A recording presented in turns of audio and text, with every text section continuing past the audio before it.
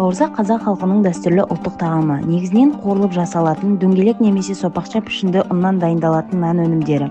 Ол өзінің жеңіл әрі дәмді болуымен ерекшеленеді. Бауырсақ көбіне той мерекелерде, қонаққа арналған дастархандарда, сондай-ақ күнделікті ас ретінде де дайындалады.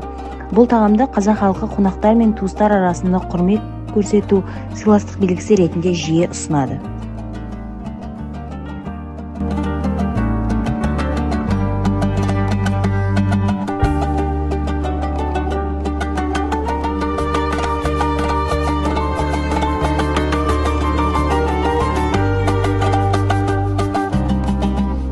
Бауырсақ пен жеті нан қазақ халқының ұлттық нан өнімдері. Олар береке мен молшылықтың, қонақжайлықтың символы болып табылады. Бауырсақ күнделікті және мерекелік дастарханның сәнін келтірсе, жеті нан көбіне діни дәстүрлер мен арнайы рәсімдерде дайындалады. Екі тағамда ұрпақтан ұрпаққа жалғасып келе жатқан ұлттық құндылықтарымыздың бірі.